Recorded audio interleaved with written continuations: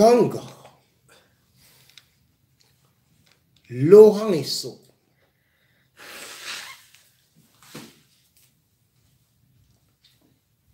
alors là, où va le Cameroun? Quand on voit ce qui est en train de se passer, on comprend que ce pays n'est plus dirigé, que Paul Biya ne maîtrise plus rien, ou qu'il ne sert plus à rien. L'affaire des impôts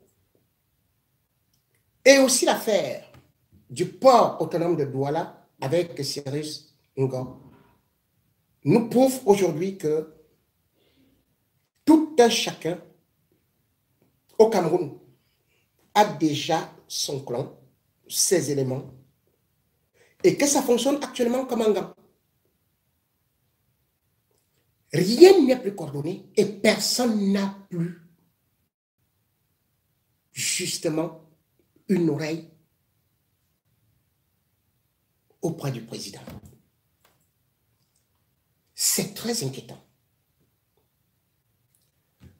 Pour un redressement fiscal contre Mougobelinga, il a préféré utiliser son shoga, Laurent Esso, qui a donc décidé de mettre en prison un cadre des impôts. Et bien sûr que Ngongo, qui n'est pas un saint, a aussi cherché à contacter son collègue pour lui transmettre les instructions du chef de l'État. Comme d'habitude, Laurent Esso n'a pas exécuté. Preuve que Laurent Esso lui-même est convaincu que Biya n'a plus de tête. Et comme si ça ne suffisait pas, le 19 mai, on apprend que rentrant d'une émission en Europe, au niveau de l'aéroport, Cyrus Ngom, le directeur du port autonome de Crédit, a été interpellé par la police. Et certains ont au fait de nous dire qu'il aurait disparu comme par magie dans un trou de souris ou dans un WC. Certainement, il est entré dans le bidet, il est parti tomber dans le trou, puis il est parti repartir. Bon, bref, la démonstration était tellement vaseuse que ça faisait rire.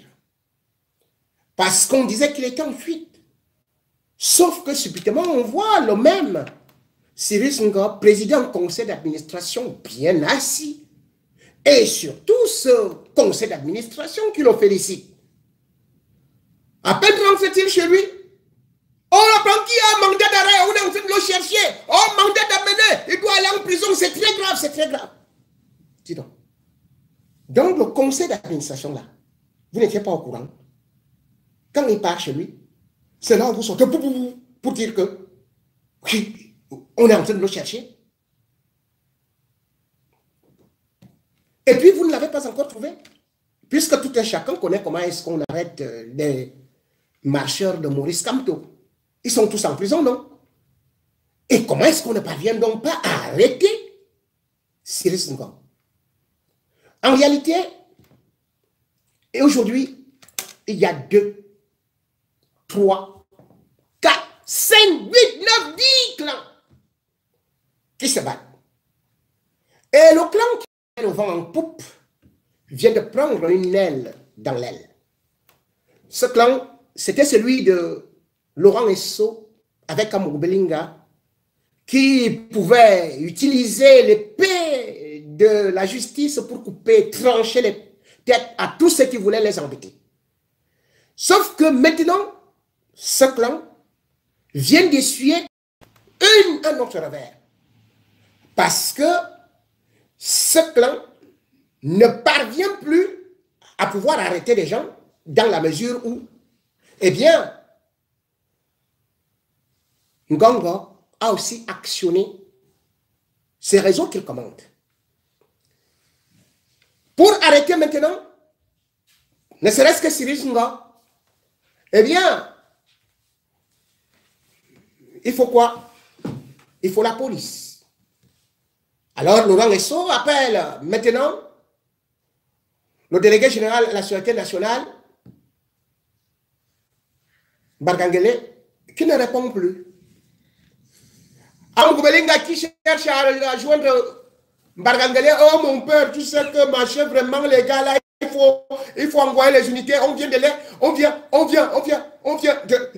voir encore, même les gars des impôts là, ils sont en train de se réunir, vraiment, il faut. Bargangele rapproche. Et on court maintenant. On veut dire qu'il faut exécuter un mandat d'arrêt. Un mandat d'arrêt contre Cyrus Ngom. Le mandat d'arrêt là. Mais qui part alors? Personne. Puisqu'il faut la gendarmerie. Et la gendarmerie est gérée par qui? Galas et Toga. Au CED. Le secrétaire d'État à la défense. Et bien sûr, Galas et Toga a été placé la partie par Ngongo. Ngongo a demandé à ce que l'employé ou bien la cadre des impôts soit libéré. Mais il n'y a pas eu de possibilité dans la mesure où, finalement, c'est le ministre de la Justice, garde des Sceaux, Laurent Esso, qui s'est moqué de lui. Les correspondances fusent dans des réseaux sociaux. Et c'est là où on découvre que le Cameroun est fini, qu'il n'y a plus de gouvernement, que maintenant ils se battent comme des chiffonniers. Je vais vous lire quelques correspondances pour que vous compreniez la gravité des faits et de ce qui est en train d'arriver à notre pays. Nous avons ici la correspondance de monsieur le ministre d'État, secrétaire général à la présidence, Yaoundé, c'est-à-dire que c'est le 3 juin 2022 que Laurent Esso écrit en Ngongo. Et c'est écrit confidentiel. Hein? Ouais, c'est marqué là, confidentiel. Mais c'est partout. Puisque j'en ai. Numéro 60, bar, CF, CAB, Mineta, MJ, GDS. Affaire MP et ministère public, si vous voulez. Et Amgoubelinga Jean-Pierre contre Mvogo, Emeline et autres. Référence, pas de correspondance antérieure. Mvogo Emeline, c'est cet agent des impôts qui se retrouve actuellement en prison. Suite aux hautes instructions reçues par voie téléphonique ce 3 juin 2022, j'ai l'honneur de vous rendre compte pour la haute information du chef de l'État que l'ordonnance du 30 mai 2022 du juge d'instruction du tribunal de première instance de Yaoundé centre administratif rejetant la demande de mise en liberté de Dame Vogo Emilienne a fait l'objet d'appel. En l'état, le juge d'instruction dessaisi par l'appel de l'inculpé ne peut poser aucun autre cas relatif à la mise en liberté de l'intéressé. Étant recusé, ce juge ne peut poser aucun autre acte d'instruction jusqu'à l'issue de la procédure de récusation. Par conséquent, la demande de mise en liberté de l'intéressé ne peut être réexaminée que par la chambre de contrôle de l'instruction de la Cour d'appel à son audience du lundi 6 juin 2022. Signé Laurent Esso.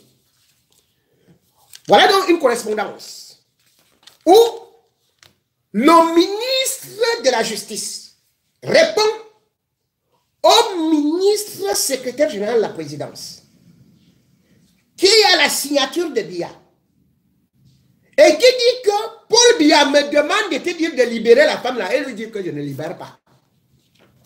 Je ne libère pas. Que c'est la justice. Et pourtant, que ce soit pour cette femme, ou encore dans le dossier Cyrus Ngo, eh bien, puisque Cyrus Ngo est aussi un élément de Ngongo, eh bien, on a décidé de le frapper. Et on a décidé de le ridiculiser et de l'amener en prison. Mais curieusement, on découvre dans des correspondances que Cyrus Ngo n'a jamais été condamné par le juge lui-même, mais que c'est Laurent Esso qui a ordonné qu'on condamne Cyrus Ngo. Voilà ce que Laurent Esso, je vous ai toujours dit. Quand il s'agit d'Amoubeling à sa petite, le gars là devient fou. Et le président du tribunal, à Douala, a adressé une demande d'explication à ce juge qui a condamné Cyrus Ngo. Je vais vous dire cette demande d'explication de monsieur le président du tribunal à monsieur Mfompa Abanda, un forain, juge et juge d'instruction, fait par correspondance du 8 novembre 2021, parvenu à nous par voie hiérarchique, le directeur général du port autonome de Douala, Sian Ngo Cyrus, a dénoncé votre comportement à son égard, vous accusant en substance de harcèlement, de sollicitation et de chantage en vue de lui faire obtenir une décision favorable dans une affaire dont vous aviez la charge et où il était prévenu contre la société Canabois et dans laquelle il a finalement été, selon lui, injustement condamné pour n'avoir pas cédé à vos sollicitations dont les extraits de conversation et d'échanges WhatsApp avec son conseil sont annexés à la dite dénonciation. Vous voudrez bien, dans les 48 heures dès réception de la présente, vous expliquer sur ce comportement qui est contraire aux principes déontologiques que vous impose votre État et votre serment contenu à l'article 23 du décret numéro 95/048 du 8 mars 1995 portant statut de la magistrature, toute chose susceptible de porter atteinte aux droits des justiciables à un procès équitable et jeter le discrédit sur la justice. Le président du tribunal, Diapité Ndoumbe Kanta, magistrat. Maintenant, écoutons la réponse de ce juge qui a condamné Cyrus Ngo.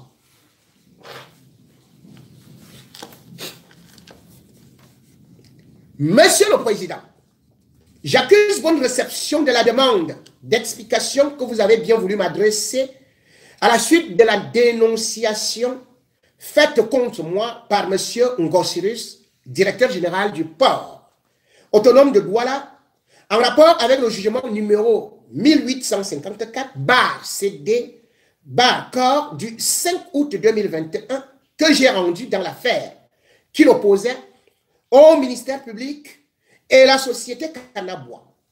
En prenant connaissance de cette demande d'explication, je découvre avec stupéfaction plutôt, que M. Ngo Cyrus m'accuse de harcèlement, de sollicitation et de chantage en vue de lui faire obtenir une décision favorable dans l'affaire surappelée et qu'il a finalement injustement été condamné parce qu'il n'aurait pas cédé à mes sollicitations dont les extraits de conversations et d'échanges WhatsApp avec son conseil sont annexés à la dite dénonciation. En guise de réponse à votre demande d'explication, il me plaît de vous apporter les clarifications suivantes. Souvenez-vous, Monsieur le Président, que quelques jours après le prononcé de la décision dans l'affaire submentionnée, j'étais de passage dans votre cabinet pour vous présenter mes civilités comme chaque matin. Et à cette occasion, vous m'avez informé de ce que Maître Elamé Doni privates revenus étaient dans votre cabinet. Et vous avez présenté et fait lire nos échanges via l'application WhatsApp. Je suppose que ce sont les mêmes échanges que tout ce que j'ai dans ma messagerie. Malheureusement, je n'ai que 48 heures pour apporter mes éléments de réponse et en conséquence, pas assez de temps pour le faire récupérer de la même manière et les produire à mon tour. Vous m'avez dit, de façon qui à l'époque voilà, habitait avec moi dans cette ville, il y a certains trucs qui sautent, voilà, mais je vais quand même essayer de lire certains mots que je vois, des bons rapports, et c'est comme cela que lorsqu'il me retrouve ici, à Douala, nous reprenons nos échanges et rencontres dès que l'occasion se présentait. Et c'est ainsi qu'au cours de nos multiples et différents entretiens et aux questions de savoir ce que je devenais, ce que je faisais actuellement, comment allaient mes enfants et combien j'en avais déjà et si je m'étais enfin déjà marié, je lui ai fait part. Je lui ai fait part de mes projets, etc., des difficultés que j'ai rencontrées. Alors spontanément, il s'est proposé de m'apporter son aide, tout en me rassurant de ne plus avoir aucune gêne par rapport à tout cela. C'est d'ailleurs pourquoi nous appelons uniquement frères. Nous nous appelons uniquement frères. C'est d'ailleurs la raison pour laquelle j'ai été surpris de cette première dénonciation faite à vous, parce que je ne pouvais jamais m'imaginer qu'il puisse retourner cela et s'en servir contre moi. Je ne lui ai rien demandé, encore moins par rapport à une quelconque procédure judiciaire que ce soit. Alors que je croyais que cette affaire était désormais derrière moi, je suis surpris cette fois-ci que ces mêmes échanges soient à nouveau utilisés contre moi pour prétendre que j'aurais rendu une mauvaise décision de justice pour les sollicitations malgré mes supposées pressions et harcèlements. Suivez bien ceci. Ouvrez bien l'oreille. Je voudrais préciser ici que je suis resté professionnel dans le traitement de cette procédure, sans jamais m'écarter de la déontologie de magistrat. Mais j'ai eu le malheur de suivre les recommandations de ma hiérarchie. Il me souvient d'ailleurs que dans le cadre du traitement de ce dossier, il m'avait été demandé de faire un rapport. Et j'avais à cette occasion donné mon avis motivé en tant que le juge qui connaissait cette procédure. Rapport que vous avez sûrement transmis à la haute hiérarchie dans 6 jointes copies. Mon avis était d'ailleurs de déclarer le prévenu non coupable de l'ensemble des infractions mises à sa charge. Il dit que sa décision était de déclarer Cyrus Ngo non coupable, mais qu'il a reçu les instructions de la hiérarchie pour déclarer Cyrus Ngo coupable. Vous suivez? Je ne sais pas si à ce moment-là,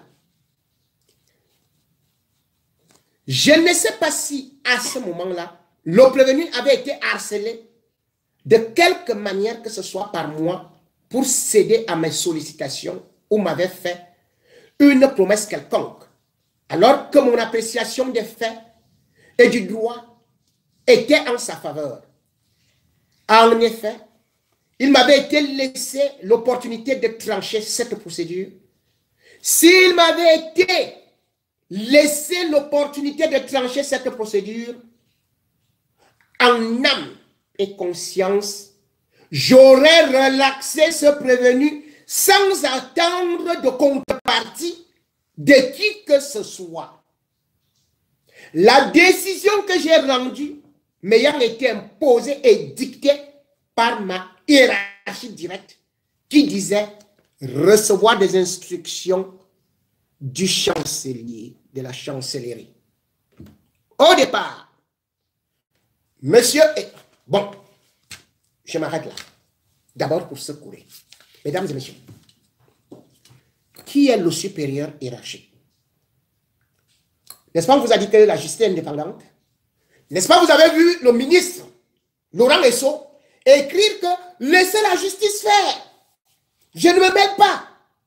Le juge dit qu'il devait relaxer quelqu'un.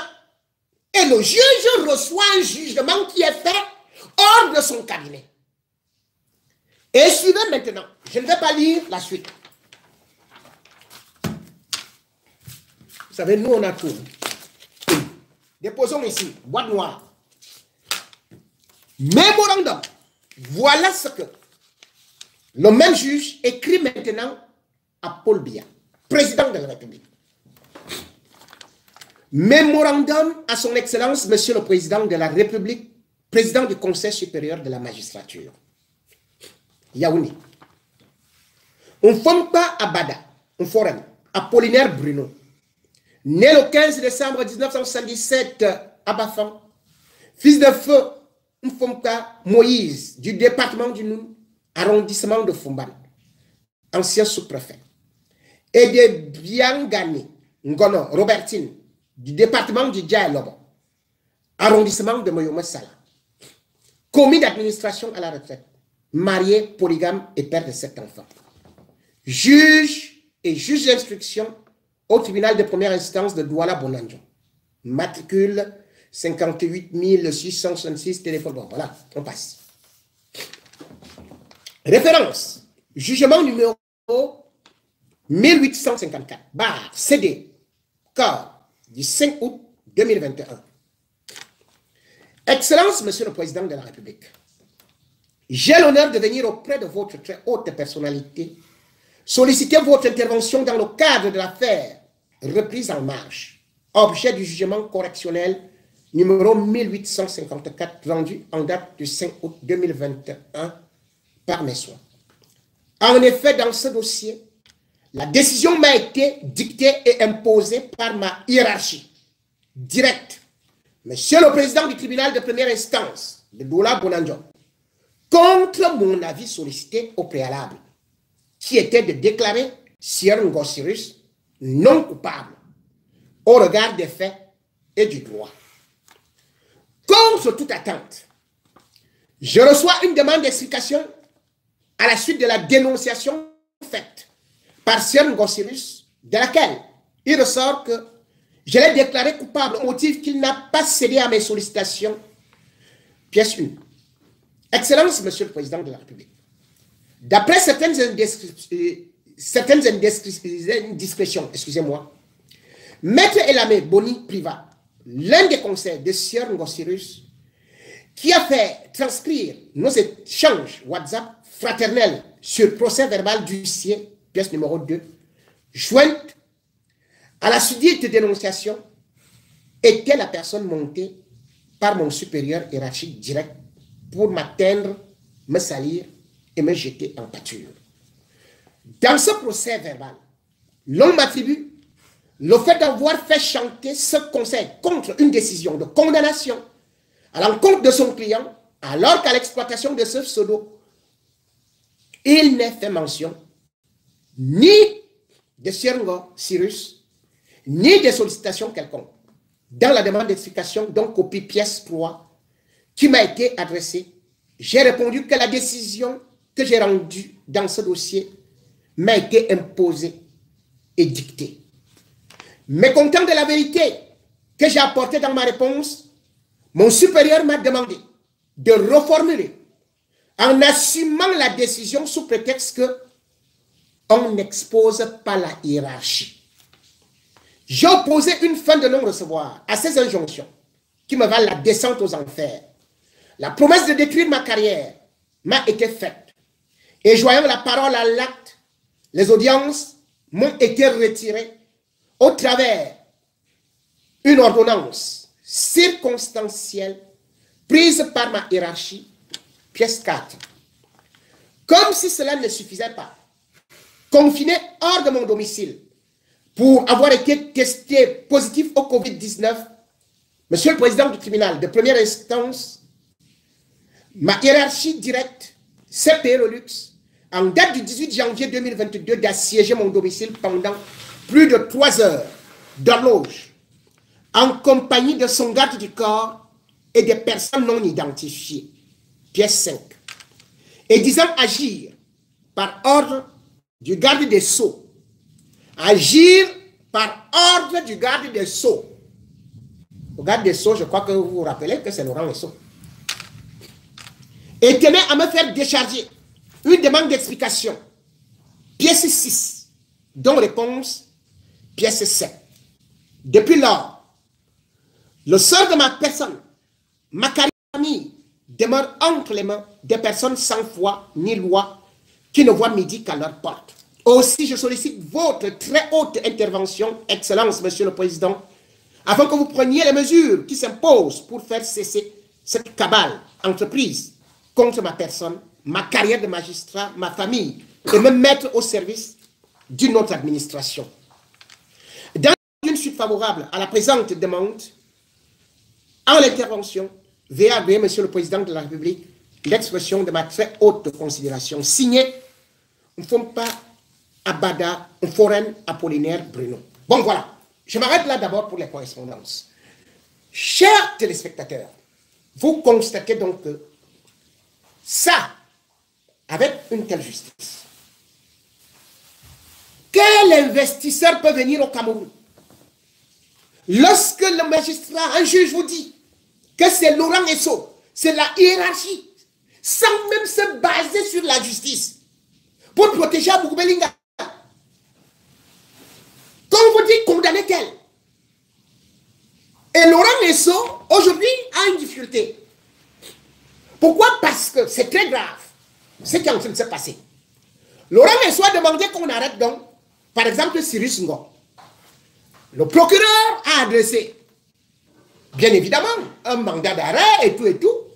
Et il écrit au commandant de Douala. Et il lui dit, je demande que tu arrêtes immédiatement Cyrus Ngo et de l'autre transférer en prison. Vous savez ce que le commandant a fait? Il n'a même pas répondu. Le commandant a appelé le Saint Galax et Toga. Galax et Toga appelle Laurent Esso et lui dit, Laurent Esso, tu crois que tu es qui? Tu vas me faire quoi? Je n'envoie aucun de mes gendarmes arrêter, qui que ce soit. Si tu veux, toi-même va avec les gardiens de prison arrêter des gens là-bas. Envoie les gardiens de prison. Aucun gendarme au Cameroun ne peut arrêter Cyrus Ngo. Et d'ailleurs,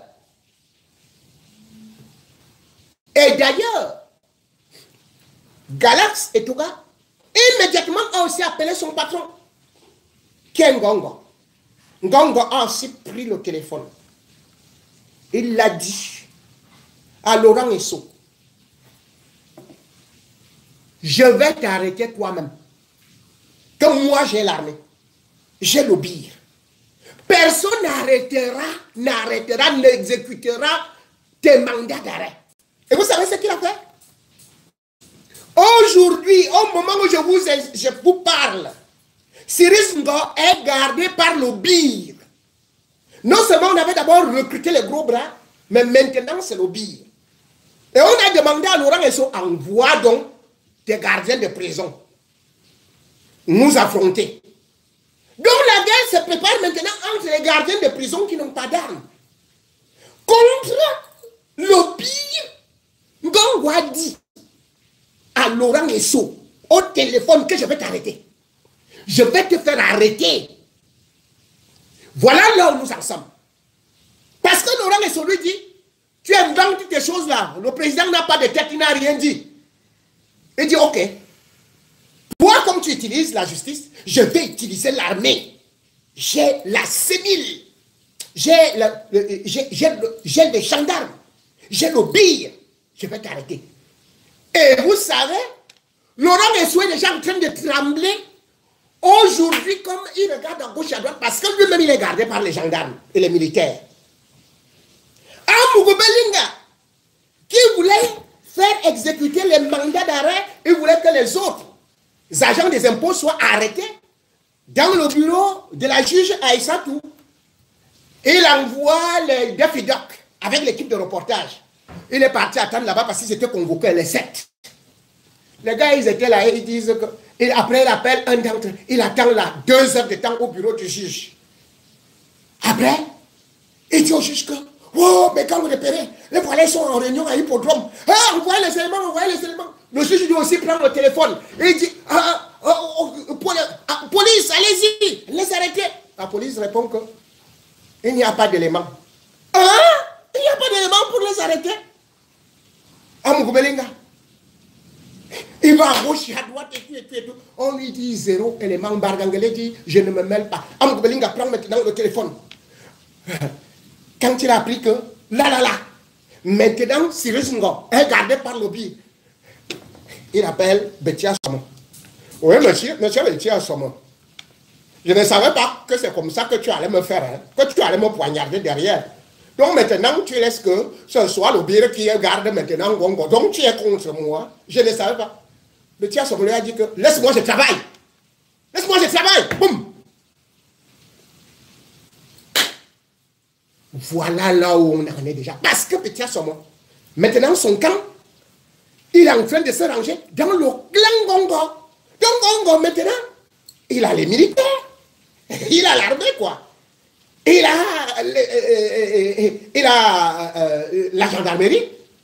Et l'autre, ils ont dans leur clan les milliards. Selon les investigations de la NIF, Amougou Belinga, Motazé et bien évidemment leur petit clan avec Laurent Esso, ils ont accumulé une fortune de 1000 milliards. Donc quand la NIF arrive dans leur compte, on se rend compte qu'il y a des lancers de 300 milliards. Mais entre-temps, on ne sait pas d'où sortent les 1000 milliards. Donc tellement ils ont accumulé parce qu'ils devaient prendre le pouvoir. Mais les autres maintenant disent que ils ont des armes. Voilà où nous en sommes. Chacun prépare la guerre. La guerre des clans, je vous dis qu'il y aura du sang, malheureusement. Parce que ce qui se passe maintenant, c'est qu'il n'y a plus d'État. Chacun a déjà sa lotion, sa portion, voulais-je dire, de pouvoir et est prêt à aller à l'assaut. Et c'est comme ça. Je vous ai d'ailleurs que quand vous avez pu constater qu'on vous annonce que on vient d'attraper 45 explosifs pour les aluminium et tout. Je vais revenir. Obanqui est beaucoup impliqué. Parce que lui aussi, il s'attend à ça. Chacun est en train de préparer la guerre. Et aujourd'hui, le Cameroun est sur un feu bouillant. Donc, quand je vous parle là, on ne peut plus exécuter une décision de justice. Si Ngongo n'est pas d'accord. Parce qu'à l'époque, Amougou Belinga et Laurent Esso utilisaient la justice comme un outil de chantage. Maintenant, on leur a dit qu'on va vous montrer, on va vous chouer le pépé aux fesses. On va vous purger avec le petit piment rouge. Donc, on peut même faire comme ça là que Laurent Esso décide encore d'envoyer quelqu'un en prison. On envoie le bire. Allez le libérer. Allez me arrêter le régisseur lui-même. On va arrêter. On va arriver à ça. Il y aura des règlements de compte hors normes. Parce que la vérité est que aujourd'hui, Biya, malheureusement, est porté disparu. Biya n'a plus d'énergie. Biya, c'est presque fini.